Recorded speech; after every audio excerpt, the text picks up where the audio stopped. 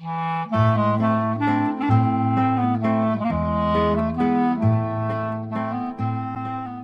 to Couples Therapy in 7 Words. I'm your co-host, Judy Alexander, and I'm here with my husband, Dr. Bruce Chalmer. Hello, Judy, and hello, viewers and listeners. Judy, tell folks what is our topic for today. When do annoyances become deal breakers? And as you'll see when we get into the topic, this is stimulated by a letter from a listener and also a mailing list subscriber, because the topic that got us into this, we did a podcast on several weeks ago, and also I did a newsletter. I wrote about it in my newsletter as well. Yep. So we will get into that in just a little bit.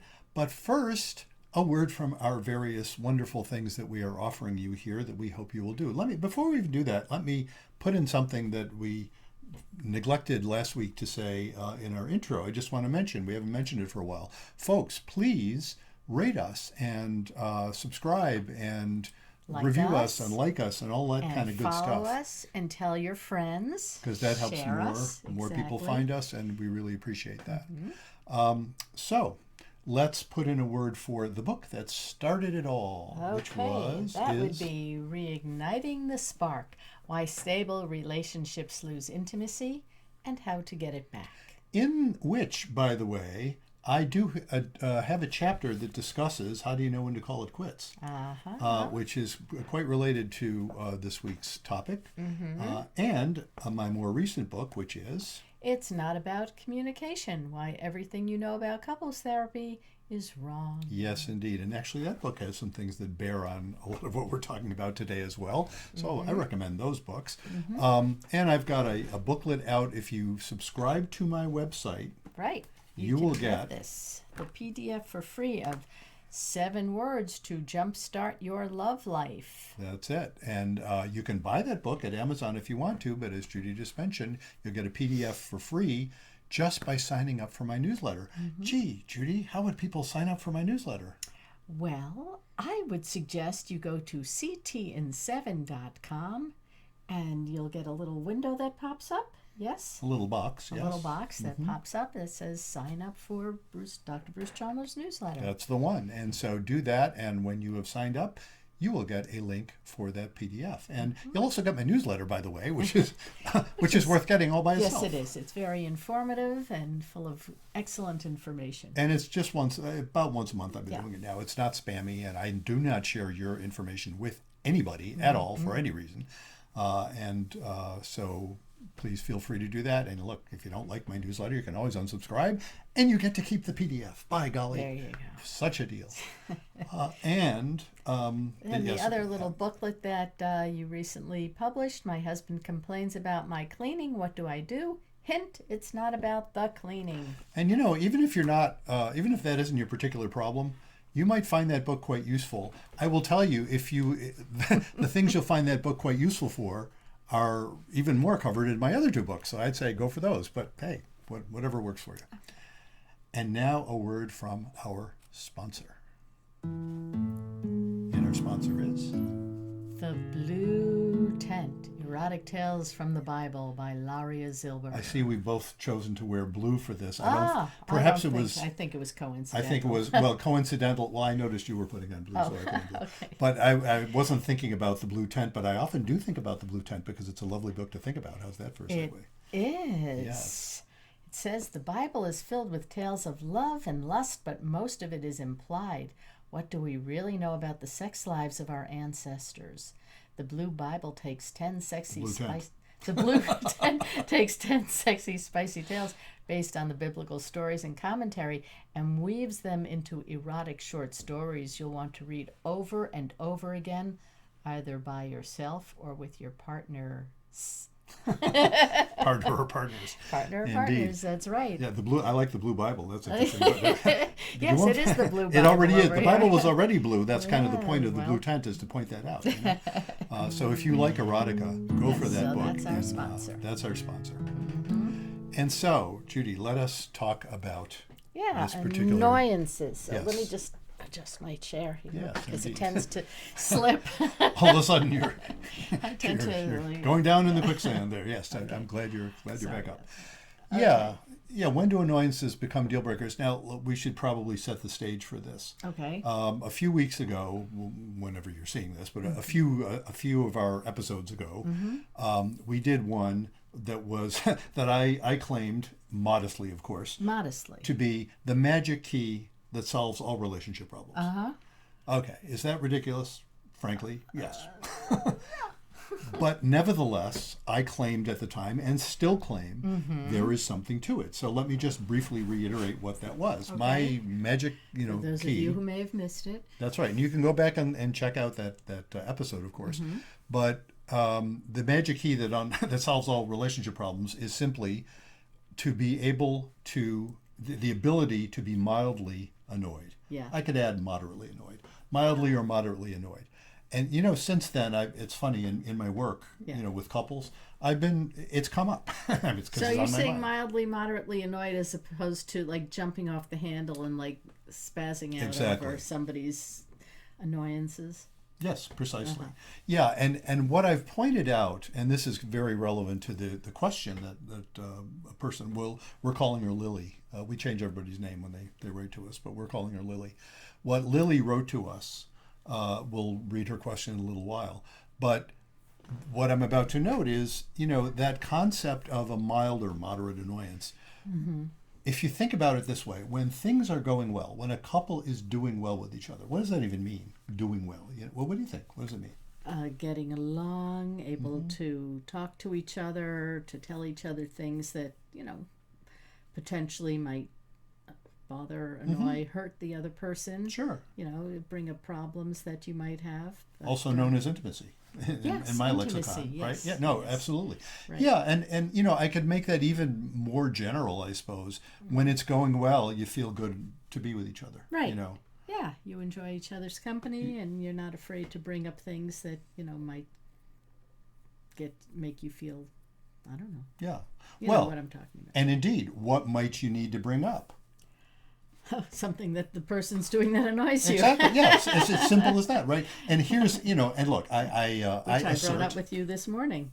You did, yes, absolutely. You say, yes, I didn't see the gunk in the shower. No, I'm not even talking about you're not the even gunk. talking about the gunk in the shower. I'm talking about talking to me from like upstairs. Oh, yes, that's right. Yes. That's right. And I'm talking to you and you can't hear me. And I can't that's hear really you if annoying. I'm in a different room. Yeah, Absolutely. and you're constantly saying things to me when I'm either downstairs or in a different room. It's, Yes. if you want to talk to me, That's right. come talk to and me. you said that, and Yes. you were willing to say it, and I heard it. So yeah, and the point of all of that is, I claim, and I think this is just an axiom. I can't imagine this not to be true, although feel free to disagree. It is not possible for two people to have a relationship and not occasionally be annoying. Mm-hmm. I can't imagine it. And I will often say, well, you never annoy me, but God knows I annoy you. But yeah, you annoy I'm me sure too. there are things I do that annoy Well, you. and the funny thing is, of course, that must be true. I'm claiming that's an axiom. The funny thing is, though, what I also claim is that when things are going well, the annoyances don't have any particular dominance. Right. Do you know what I mean? It's like, oh, it's an annoyance. It ends up not mattering. And sometimes people will say to me, well, should I say something about being annoyed, or should I hold it in and then it festers? And I'm thinking, the interesting thing again, big if, when things are going well, then it almost doesn't matter if you say or don't say, which is to say, you can say if you feel like saying, and it goes well. Or you can just say, oh, to hell with it, I don't care. And that goes well. Yeah. And then if it bothers you again, then you say something. In other words, you don't have to have a rule. This is the corollary to my whole bit about it's not about communication. Right. You don't have to have a rule for it. If it's going well, you just do what you want to do, and what you want to do is probably going to work well because it's going well. Now, the folks who consult me, for some odd reason, things are not going well.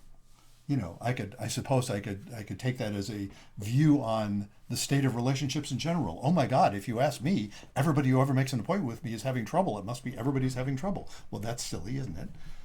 I have a biased sample. Sure. Why are they consulting a couples therapist? If things are going well, you don't. This is a funny thing. I will throw this in. sometimes people will say, I've occasionally met couples where they will say, I think everybody should be in couples therapy. It's just a good thing to have, you know?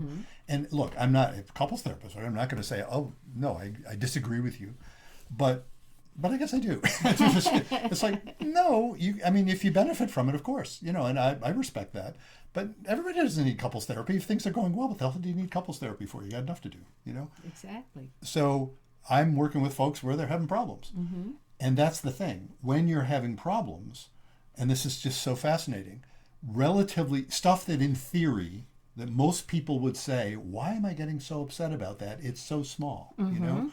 It stops being small because when things are going badly, everything is more evidence of, oh, there you go again, it's another rejection. Or there you go again, pointing out my flaws. You know, I do almost everything right. Why do you focus on the one thing I do wrong? I just had that conversation with a couple yesterday.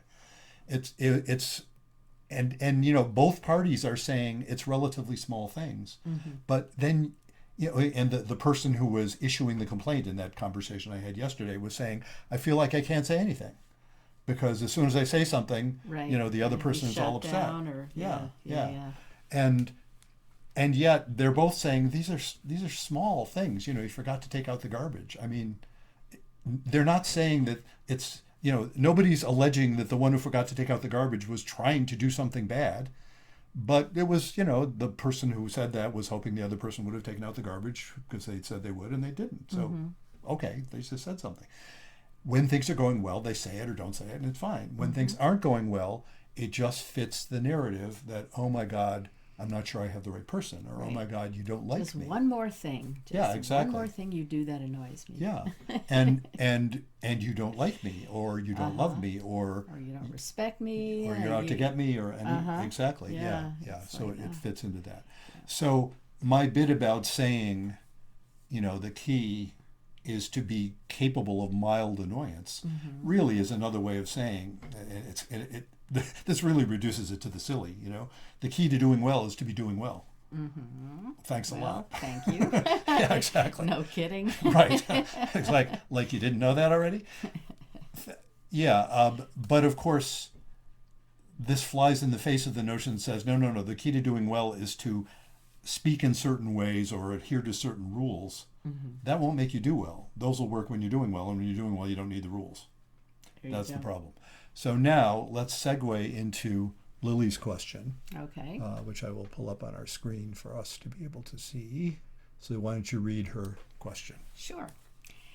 Lily writes, in a recent fight, my husband has told me that all our problems are my parents' fault. He explains, they are emotionally difficult, chaotic, and hurtful to me, so I turn to him for comfort or healing or listening to me emote about it, and this is more than he can take. Then I'm angry that he won't offer me comfort, and within minutes, it's World War III. His solution? I should get therapy to deal with them. He should not be involved whatsoever in any therapy or with them. We've been married 20 years with 2 children.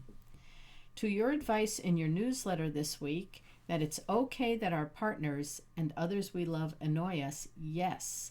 But what's beyond annoyance difference? What do we choose to be in relationship with? We're always choosing, that's part of what you're saying. But at what point, what are acceptable levels, in fact, healthy levels of annoyance, and what are destructive, poisonous levels? Yeah. Well, that's a really good question. That is a really good question, and it really, I just think it's kind of the central question in a lot of ways. I mentioned, you know, that fits in with what I've said before about how do you know when to call it quits. And so I want to first of all put it in the context of, you know, my clever little thing about, you know, to being able to tolerate annoyances, because indeed I will say that my notion about tolerating annoyance or about not freaking out about annoyance doesn't preclude deciding to break up or deciding to do something much more drastic than simply tolerating it or bringing it up in conversation or whatever. It doesn't preclude that at all. I'm saying, yeah, to be annoyed or hurt by something, even at a pretty high level, I'm still saying the ability to be able to manage that without going into total freakout mode is important as a way of managing it. Where that leads to depends on the circumstance. If somebody is being out and out abused by whatever definition you choose to use, and I don't mean to be simplistic about that. Physically abused is pretty obvious, but often people will feel emotionally abused. Right. And if that's the situation, you still need to be able to think clearly about your options. And a lot of times what happens for folks when they're in those situations, understandably, is they're in such a panic, or they aren't able to think clearly. They aren't able to perceive what their options are. And, in the worst case, that means they're just stuck in an abusive cycle. Right. In situations like Lily described, she's not describing, things at that level, but she's saying what happens is within minutes it's World War III. And that's often what happens when there's something sitting there that they as a couple haven't figured out yet how to handle as a couple in ways that works for both of them. But addressing her question, it's really a very important question. What are acceptable or healthy levels of annoyance? And that's well, it sounds like question. She's at an unhealthy level of annoyance right now, yeah, sure. Which is why this is coming up. Yeah. So it seems like the problem here is her relationship with her parents and how she's bringing that baggage into the marriage. Well, I would say no. That's her husband's view of the problem. Okay. Which there's validity to. Right. They both have a valid view. Her problems with her husband in this. Not to trivialize her problems with her parents, but the complaint he's issuing, and I'm using the word complaint. I don't mean that in a whiny sense. I mean like in a medical sense. You know what I mean? Right. What's your complaint? What's bothering you? The thing that's bothering him is that he feels like he's being punished for someone else's sins. Right. I've heard this. This is a really common phenomenon. It's another one I just heard yesterday in a conversation where one person was saying, I'm not the one who abused you. The other person was saying, I get triggered by these things because of what happened to me, as a kid. And so that's why I immediately go into that sort of defensive mode. And the other person was saying, but I'm not the one who did that to you. I'm not doing that. And the person who was in defensive mode was saying, I know that, but that's what happens. So the suggestion, of course, it's the same suggestion that Lily's husband is saying. Well, then you need therapy. You should process that trauma so that you don't react that way. Right. But of course, that doesn't address the fact that he's undoubtedly contributing to the situation as well by how he's seeing his wife. And that, again, came up in the conversation yesterday. Anyway, it's all of this stuff, Well, I'm so glad that it came up in the conversation. So what did you tell those folks? Well, it's interesting. What I point out is to be able to hear each other without going to panic. Even when they're talking about this difference is how that's the opposite of going to World War III. In other words, to be able to hear that and not know how to solve it at first. I have great faith in the ability of folks to be able to soften the categories enough so that then they can think clearly. And again, don't get me wrong. I'm not saying that Lily needs to put up with this or, I don't know her husband. I don't know Lily either, for that matter, as far as I know. I don't know these folks. I don't know to what extent they can do this, but just she's the one who wrote the letter, just speaking to her, to the extent that she can get hold of herself and recognize, well, I'll tell you what I told the couple yesterday. Well, that's what I just asked you. Yes, it is. Finally came around to it, didn't I? Well, I wanted to relate it to Lily, but no, I will say that. Yes. So, it was a woman saying this to the man. The man was the one being triggered. The woman was the one who was saying, but I'm not the one who treated you that way, as a kid. And he would hear a certain tone of her voice when she was complaining about something, and he would just not going there. He would just shut it down, and she would just feel completely shut down. Right. And I said, he might say something like, tell it to the complaint department, as if to say, shut up, And so, and she would say, so she would end up just shut down. She would just feel completely shut down. She would sit there silent, not knowing what to do, and they would be silent for a day. I know, what do you do? Yeah. So what I said to her was, it's interesting, and again, always tentative, don't know if you could do this, but if you could, what you're saying is when he says that, it shuts you down. And I'm saying, I wonder if what would happen is when he says that, if it didn't shut you down, if you're not panicked about it, you might say something like, wow, I see that really got to you. I still want to talk about it, but what's going to work for you? Mm-hmm. Now, that doesn't mean all of a sudden he'll be fine. Right. Now, of course, I also said to him, I know you're triggered. I get the triggered part. If you were able, again, big if you were able, when that happens, when you're hearing it, rather than just saying, in effect, shut up, if he was able to say, ooh, that just got to me right now. Hang on a second. Yeah. That got to me. Hang on a second. I know you want to talk about it. I don't think I've got it right now, but I get it. I do want to hear it. What should we do? Because they're meeting at the meta level. You know what I mean? They're not going to talk about the thing yet, Yeah. but they're at least talking about how to talk about it, and they're still connected. Yeah. It's interesting. I was scrolling through Instagram yesterday, Uh-huh. which I don't do very often these days. So I had like a gazillion stories. So I'm not sure if I'm remembering this totally correctly. But, Esther Perel had yeah. one of her little, pithy things about, when couples come into my office and they have a story, they should leave with a different story when you're coming for couples therapy. And it reminded me when you were first telling me about your training with narrative therapy. Absolutely. Is the stories that we tell ourselves, that we tell each other, and how to reframe things in different ways to understand. Yeah. So it looks like in a situation like this, and what you were just saying, it's a matter of reframing, first of all, how you perceive things. So in this sense, Lily needs to reframe her relationship with her parents, how she presents that to her husband, and how he reacts to it. Well, she has no control over his reaction. Of course. But so the only thing she has control over is how she's going to interact with her parents and how she is going to present what happens in those conversations to her husband. Well, again, I would go back to how she interacts with her husband is the central part of this. It's because what happens with her parents is I would say initially is an utterly different issue. I'm not saying it's irrelevant. I'm just saying that's not the thing to focus. And when you say reframe, and I'm going to reframe the word reframe a little bit, because reframe sounds like all you have to do is kind of rejigger the rejigger no, it's your not that concepts. simple. It's a matter, again, I invoke faith here.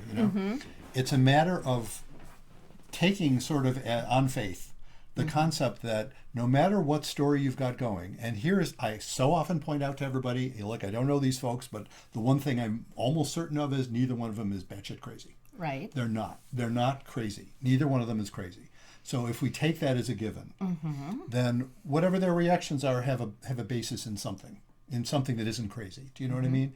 So it's a matter of this idea of being able to reframe. It's a matter of recognizing whatever story you have, whatever understanding you have that is sort of saying, oh, there you go again. There are always things that don't quite fit it. It's not a perfect representation. Everybody acts, quote unquote, out of character occasionally. And those moments are interesting moments. So I'll bet there have been times when Lily has said things to her husband or whatever, where he has risen to the occasion in a different way, and it'd be interesting for her to consider, gee, I wonder what made that possible, without classifying him as being inherently evil or arrogant or whatever it is. And he may be arrogant. God knows I know that one. As an arrogant man myself. That, you know what I mean? Yes, that's there, but also there's some other things too. Different conversation I had yesterday, since I seem to be all focusing on conversations I had yesterday. This is yet a different one, where somebody was feeling hurt that her husband, when she would go on a business trip, her husband would just insist on touching base with her. She'd never cheated on him. She'd never given him any reason to doubt her fidelity, but he always wanted to, sort of touch base, at least once at the end of the day. When she got back to her hotel room, she wanted, and she was in a business that has her out socializing as part of her work in the evening, and so whenever she got back, he wanted to make sure that she would text or call or something. And she was feeling like this just felt like he's checking up on her. Right, exactly. Right, exactly. As opposed to he really loves me and cares for me and wants to make sure that I Bingo. got home safely. And now, I wasn't about trying to talk her out of the feeling like he's checking up on her and he doesn't trust her. She know that she's aware of that. Yes. I don't know him. I may come to meet him. That's the plan is that he's going to be joining us, but he wasn't able to yesterday. But the idea is both things can be true. If the dominant feeling is just that, oh, there you go again, not trusting me, you lose sight of the fact that, isn't that interesting? If a couple is doing well and the same circumstances apply, if a couple is doing well where it isn't about insecurity, mistrust, it's sort of like, she might well feel like, well, I don't need to talk to him every day. And he might feel like, yeah, but I really want to. And she might feel like, well, I got that. I mean, it's not, it's more you than me, but I'll do that for you. Or he might feel like, well, I know she doesn't always want to do that, so I don't have to do it. You know what I'm saying? It just isn't a problem. They accommodate, even though it might be a little annoying. Yeah. It gets back to that. But that's when they're doing well.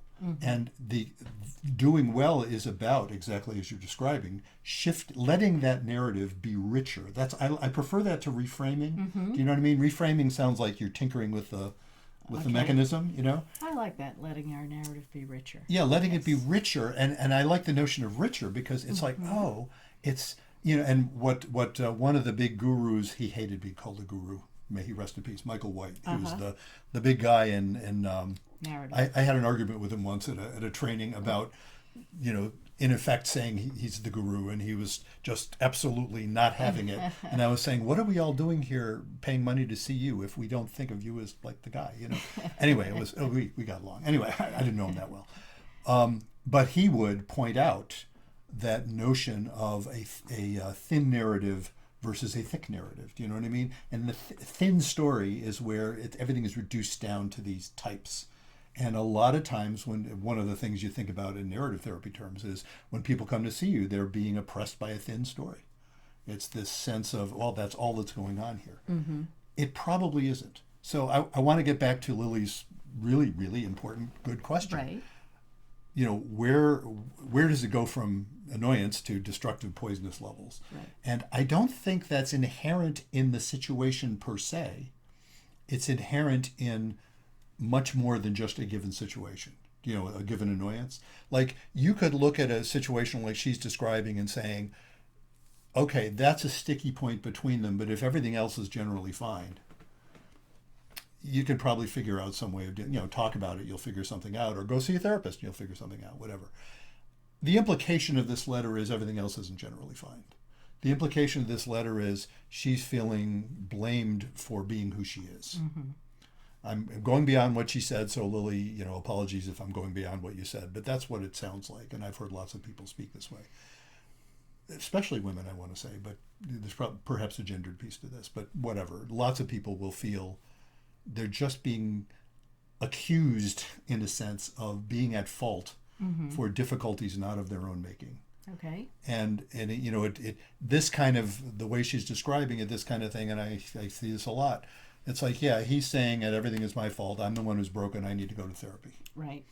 And that rarely gets a couple anyplace. Let's put it that way. Of course, I have a bias of being a couples therapist. Maybe send her parents, because all of their problems are her parents' fault. Yeah, exactly. Yeah, maybe they need a couples therapist. All of her problems are not her parents' fault, because part of her problems are her husband's fault. And I'm not trying to blame her husbands either. Right. They're her fault. They're her husband's fault. There's God's fault. It isn't about fault. I mean, we all mess up. It isn't, the focus on who's to blame is probably not going to get you anyplace. Right. And I would say that to him at least as much as to her. The focus on, gee, what happens to us when this happens? You see, even to formulate that question in the moment implies that you're not in a panic. It's like, yeah, I hear you saying it's all my fault. It's all my parents' fault. And I get why you would think, if only I wouldn't get upset about it, then I wouldn't have to, turn to you for comfort. There's still something about it that's between us. Now I'm imagining this very calm person who's just felt really hurt and insulted, staying very calm and being able to leap to that level and say, yeah, we don't seem to be able to talk about this. Let's talk about how we talk about it. Can you find me there? And again, I'm imagining inviting the husband to that same place. It's like, yeah, this is that place where you feel like, oh, geez, whatever I do is wrong. And I just wanted to go get fixed. But it's a pain point between the two of you. You both end up in big fights about it. You're both involved in that. I wonder what would happen if you were able to say, geez, what do we do about this? Now, sometimes what a couple will get to, if they can relax enough to face that moment, that's when says the couples therapist. Mm-hmm. They might say, maybe we should try therapy on this. Well, yeah, because it doesn't sound like they can relax to that level. Well, maybe. And it's funny I say maybe because I am a great fan, and this comes up in therapy sessions. I will often say, I wonder, and in wondering this, I hope it partly makes it true. I wonder if this conversation will help you when it arises again, because it will. When it arises again, I wonder if this conversation will help you have just that much more perspective so that you can head off your panic response at the pass, So I'll say you don't go fully to panic. It's like, oh, geez, I recognize this. It's really unpleasant. It's uncomfortable. It's annoying, Mm-hmm. Painful. I don't mean to trivialize it. Mm-hmm. And then you can take a different approach, which is simply an approach that it'll be different simply because you're not freaking out. It won't be World War III if you're not freaking out. That's World true. War III happens when you're freaking out. I mean, that's what I equate those things. That's what she means by that. Well, I can relate. Many was the time I'd get off the phone with my mother and, Well, yeah, go say more about that if you would. I think it'll be interesting to our listeners, perhaps. Well, now I don't often bring up past relationships. Yeah. But let's just say you have a very different way of reacting than my first husband did. And maybe because you're a couples therapist. No. I can know that's easy. Nope, that's not. It's the other way around. It's that I had to learn a lot in order to want to be a couples therapist. Yes. So he would get more caught up in the drama, and whereas you're not that the dramatic type, so you're able to help me see things in a different perspective. Yeah. And help me enrich your narrative. Yeah, enrich exactly. my narrative. Yeah, and what is central in that is my not freaking out, which is central to my being a therapist, by the way. Right. Which is, I can't always pull off 100% of the time either. And I always learn from those situations. If I get close to a freak out mode in a session. Yeah. Oh my God, early in COVID, there's one particular session I had where it's like I was not quite losing my shit, but almost, Yeah. I'm utterly useless to the folks at that point. Sure. It ended up being really good. The couple didn't recognize it at the time, and I talked about it in the next session. And they were, the guy who was the one who was sort of triggering me was taking on the blame himself, and I was having none of it. He was saying, no, I have that effect on a lot of people, which is probably true, but I was saying, no, but wait a minute, but this was on me. But it ended up, as so often is the case when there's a glitch like that, when you work through it, it ends up being enriching. That is true for a couple as well. When the couple has the glitch and you work through it, it's not merely that you've worked through that particular thing, you've actually made the whole relationship richer.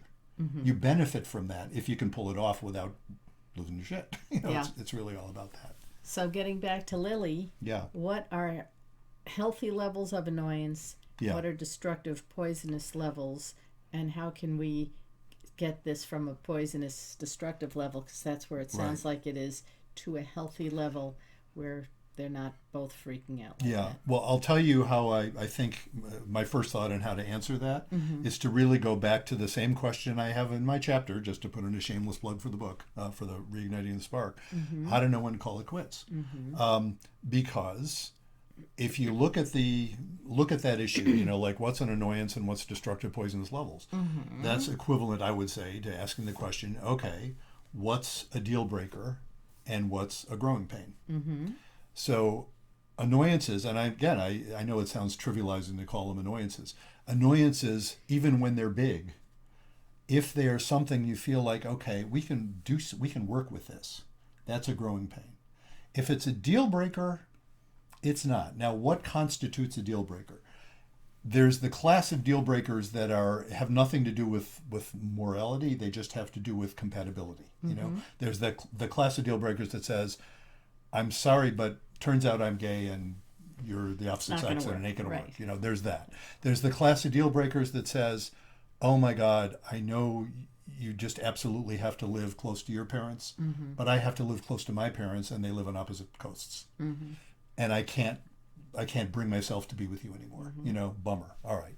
Those are the logical deal breakers. There are deal breakers that are really judgment calls. Even something like violence, which of course is not to call it an annoyance is a horrible, trivialization. Even things like that are judgment calls in the sense that if somebody perceives, as they so often do, okay, there have been these episodes of violence, but I think in the grand context of things, I'll bet we can get past that. That's often a frankly bad decision, right? It often people delude themselves with that all the time. I get that, but it's a judgment call. Yeah, they are making that judgment call.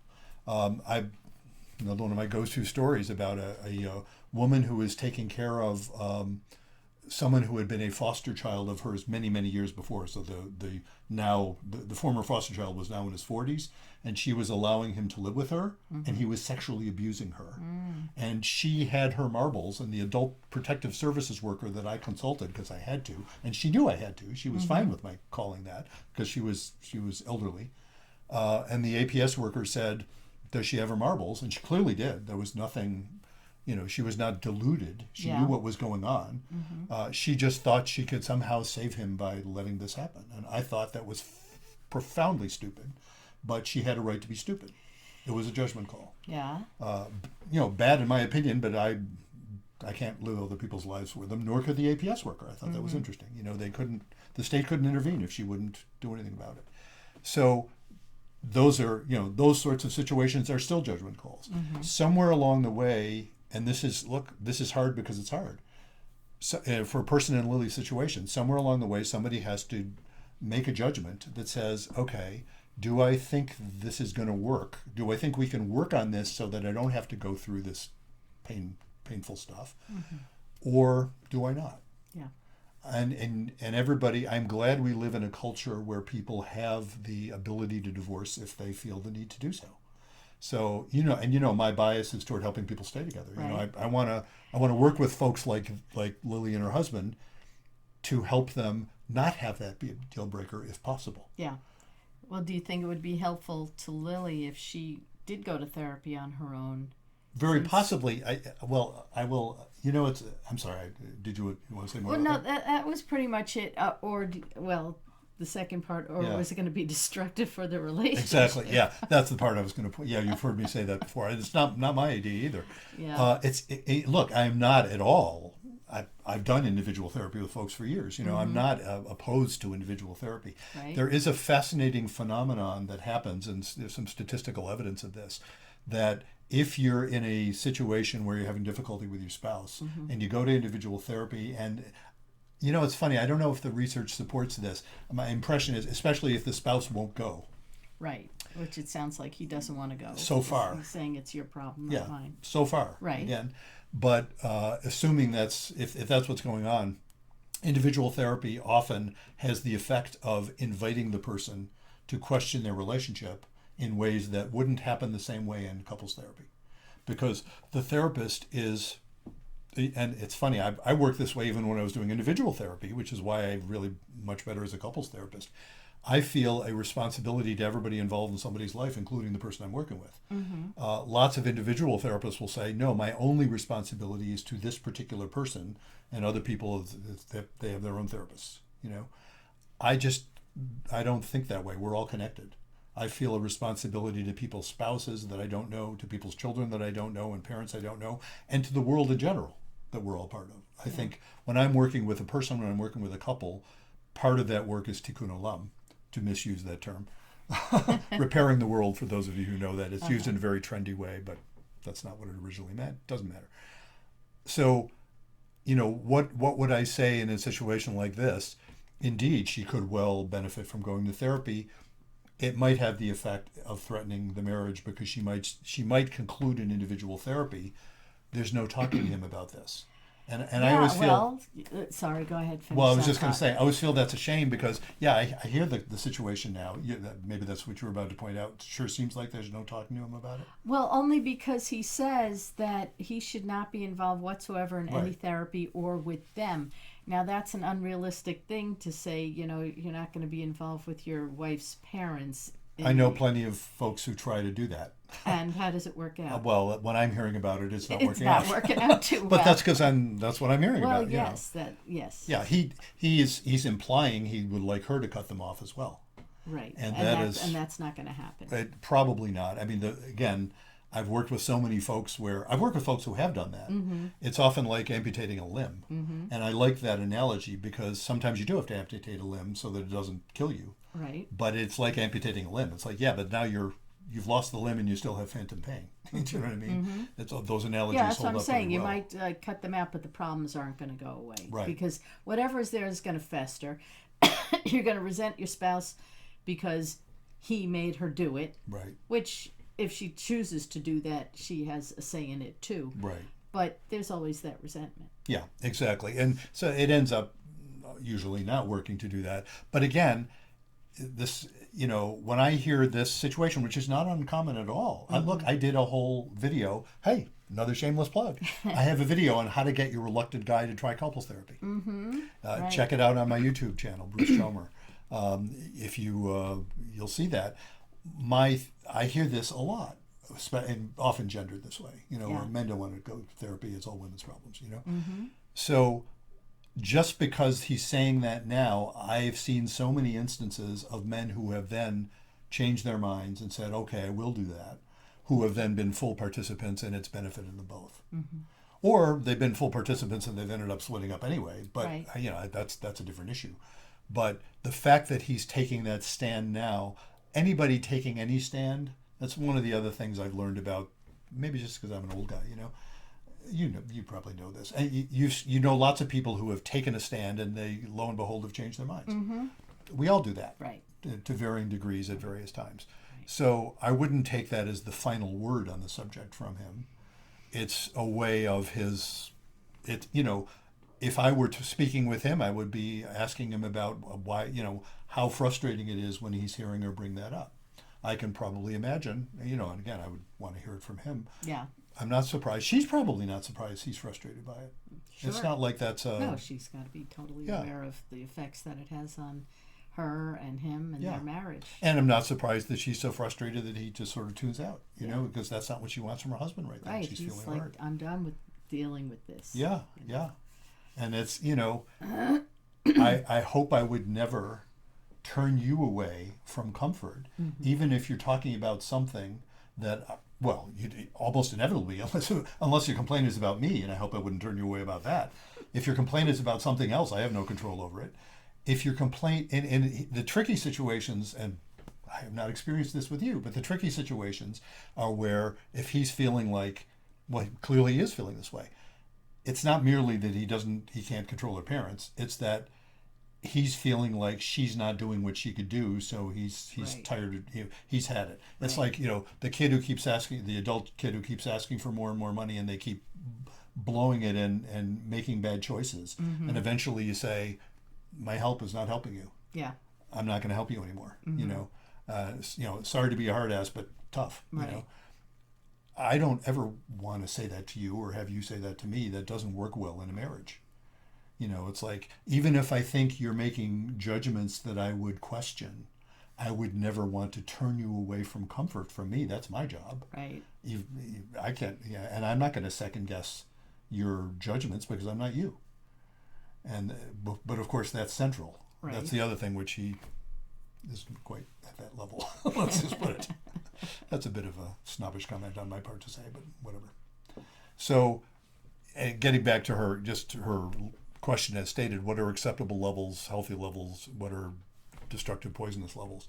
I don't think it's about it's about the specific situation. It's not like measuring the level. Yeah. It's like, to what extent do you feel you could do something about it? That's where the issue. When you get to the point of saying, I don't perceive there's a way out of this that involves staying together. Yeah. And implicit is, I think, even though it'll be incredibly painful to split up, I think it'll be better if we do. And again, that doesn't have to be a we, that can be an I, I think it'll be better if I do, and I'm sorry for the pain that's causing. That's not the intent, but it'll cause pain, but that's what I perceive. That's a really tough call, but that's the call you have to make. I'm not saying she has to decide to split up. I'm saying, or she could say, this is really bad. It's not just a minor annoyance, Right. But I'll bet if we try a different angle on this, which again my go-to on that is couples therapy. I'll bet if we tried that, it'll be a different thing. And I would invite her to check out my video on how to get a reluctant guy to go to couples therapy. For sure. At the risk of, she may well experience that as sort of too flippant. It is a pretty flippant video. Well, it's worth a shot, though. It's worth a shot. I mean, and look, spoiler alert. I'll say what it is that is the point. The reason guys say they won't go to therapy, it's not. Yeah, they often say stuff like what her husband is saying. Often, it's like, well, this is your problem. You're the one who's unhappy. Right. You're the one I'm having trouble with. It's all you. It's all your parents. You go take care of that, and don't tell me. Tell me about it or not. But what's underneath that is terror, raw terror. Because think about that. If you said to me, I'm having this issue dealing with some, God knows, a computer thing. There's a great example, right? That's a realistic one. That is. Yeah, there's some problem with the computer thing, and and it's one that I don't know what the hell to do with either. You know what I mean? I still want to comfort you on that, and you might say, well, look, I know you've tried stuff. Would you just sit with me while I do this, in hopes that together we'll learn something? Why would I say no to that? I mean, it's like, I'm not afraid of it.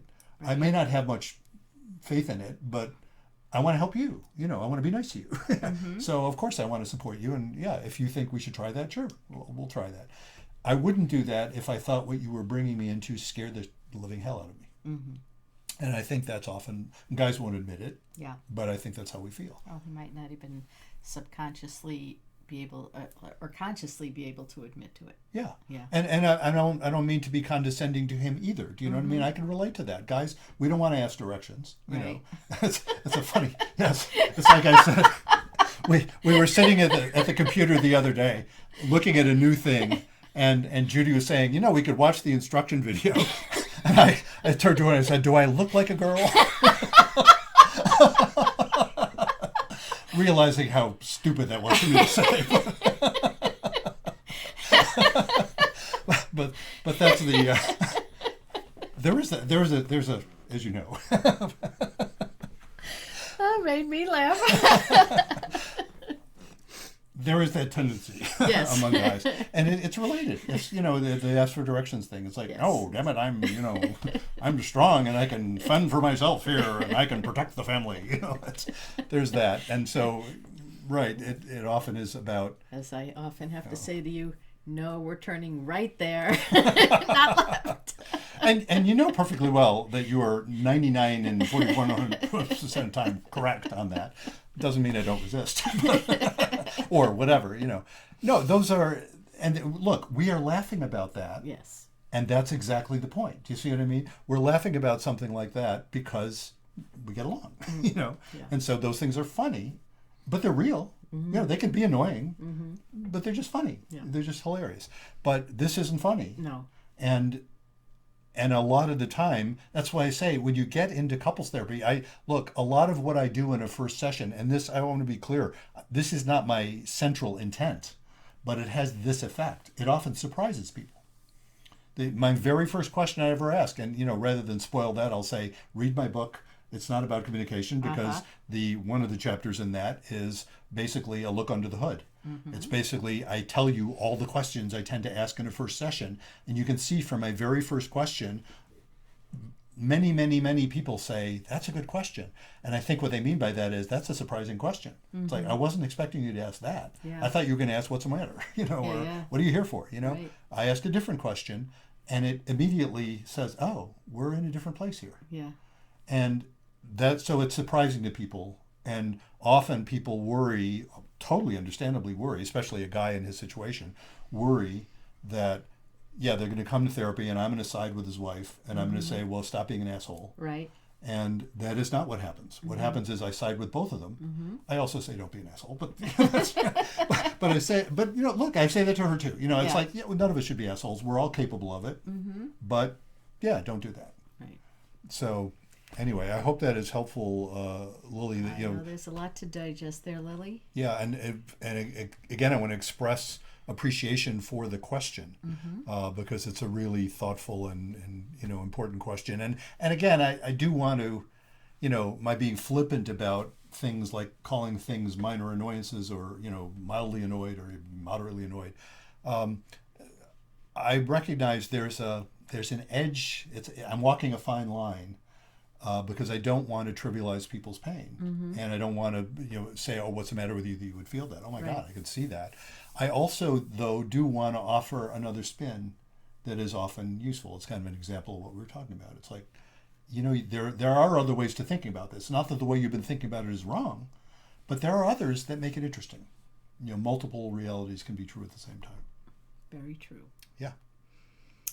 Well, if you, like Lily, have a question that you would like us to talk about on the air, you can go to CTN7, our website, ctn7.com, and you can write to us there.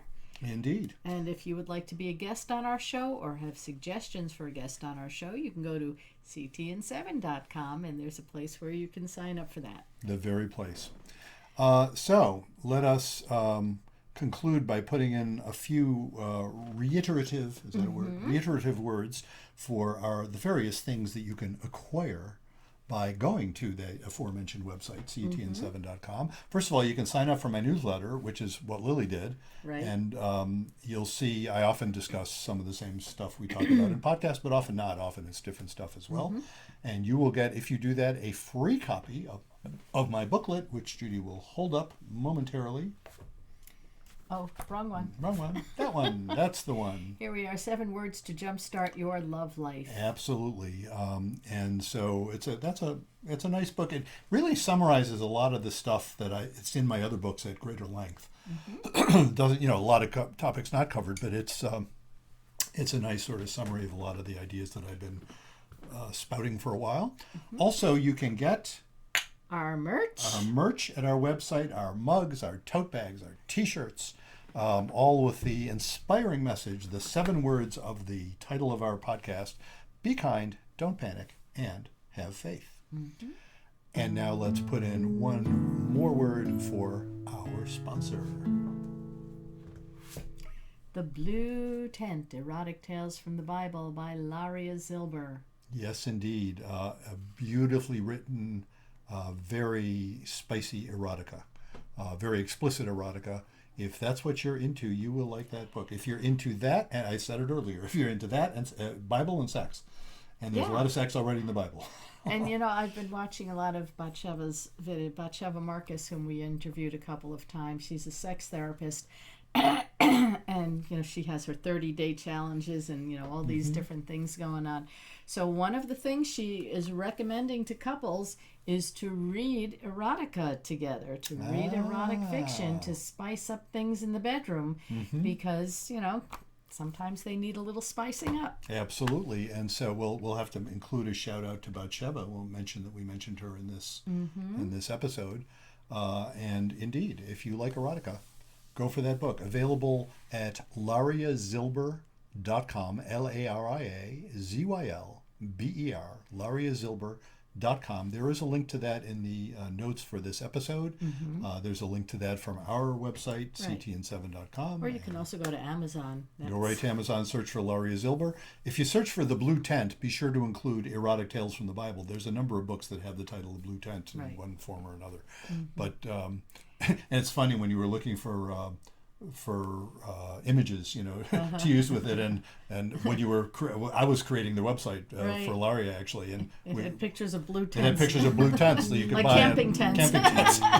That's not what not it's the about. image I was going for. Not the one. Anyway. And so until next time. Remember, be kind. Don't panic. And have faith.